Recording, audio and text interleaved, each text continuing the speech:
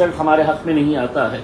मैं कुछ लोगों का नाम जरूर यहाँ पर लेना चाहूंगा जिन लोगों ने एड़ी चोटी का जोर लगा दिया मुझे हराने के लिए। औरंगाबाद के इम्तियाज जलील का बयान सामने निकल कर आया क्योंकि इम्तियाज जलील औरंगाबाद से हारते हुए नजर आ रहे थे। उन्होंने बताया कि उनके पीछे किस किस की साजिश थी, किन किन ने उनको हराने की कोशिश की।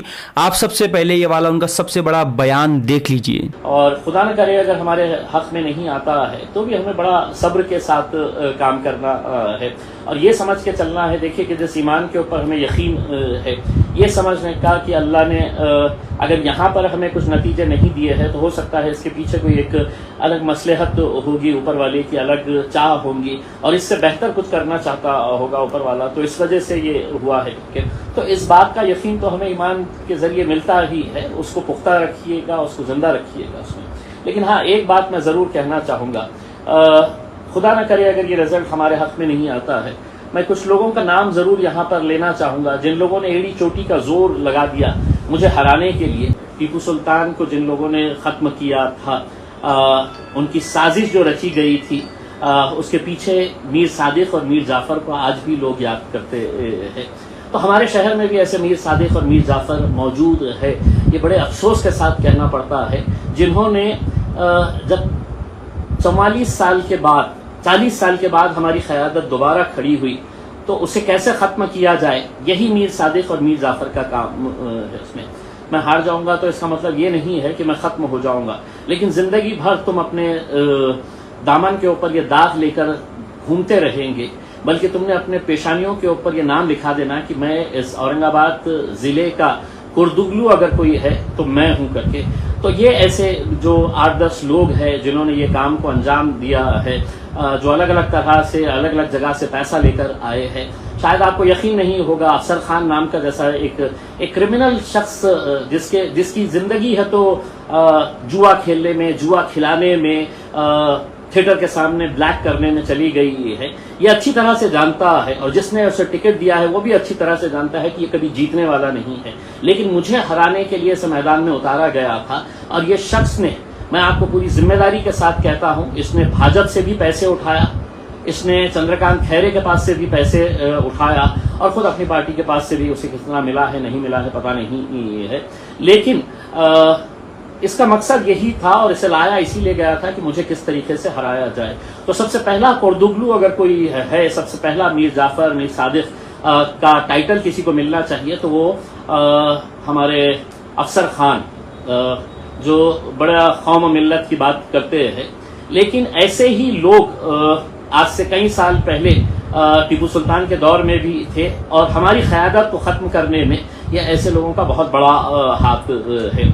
उसी के साथ साथ दिल्ली गेट के पास रहने वाला इलियास पहलवान हर महीने 2 महीने के अंदर अपने घर में है तो एक मौलाना को बुलाते हैं, इज्तिमा करते हैं, खाना वाना खिलाते हैं, लेकिन उसका ईमान के ऊपर कितना यकीन है ये देखिएगा कि ये एक उर्दू अखबार में 13 तारीख के दिन जब इलेक्शन आने वाला था, इलेक्शन का दिन था, उस वक्त इन्होंने ये अपनी तस्वीर के साथ उन्होंने एक एडवर्टाइजमेंट छापा था।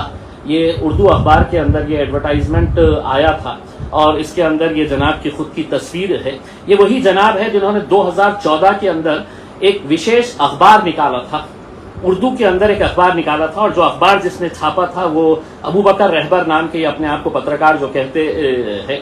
तो इन्होंने है तो मेरे खिलाफ एक आर्टिकल लिखा था और 2014 के अंदर ये अखबार रातों रात छापा गया था। इलेक्शन के एक रात पहले इसे बांटने के लिए दिया गया था और ये कहा गया था कि इम्तियाज जलील को क्यों नहीं वोट देना है करके।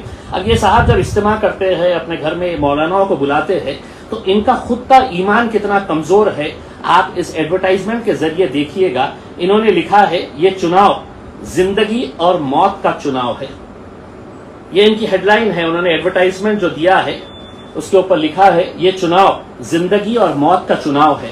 इलियास पहलवान, सुन अब अच्छी तरीके से, तेरा यकीन होगा कि तेरी जिंदगी और मौत का फैसला भारतीय जनता पार्टी, नरेंद्र मोदी या चंद्रकांत खैरे कर सकता है करके, लेकिन मेरा मौत का, मेरी जिंदगी का फैसला जो है वो मेरा रब करता है।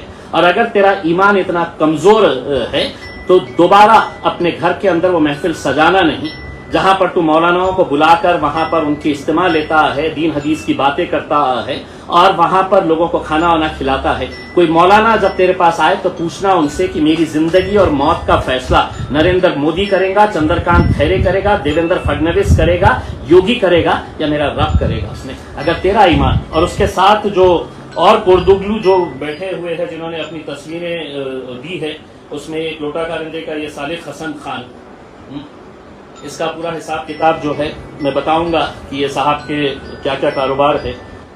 तीसरा ये है जफर अली मर्चेंट कि उस्मानाबाद से आके यहाँ पे जो फड़फड़ा रहा है और जिसके घर के ऊपर कुछ पत्थर पड़ा था, तो 10 मिनट के अंदर उसने बोल दिया था कि ये पत्थर इम्तियाज जलील ने मारा था। और मैंने उस वक्त भी ये कहा था कि इम्तियाज जलील तेरे घर पे पत्थर मारने के लायक नहीं है। उसमें जिस दिन मेरी संकी तो मैं क्या करूंगा, जफर मर्चेंट तेरे को अच्छी तरीके से बता रहा हूँ, तू उस्मानाबाद से आया हुआ है और यहाँ पर ये अपने आप को एक दाढ़ी, सफेद दाढ़ी और टोपी पहनकर जो अबू बकर रहबर साहब जिन्होंने 2014 में मेरे खिलाफ आर्टिकल लिखे थे वो है।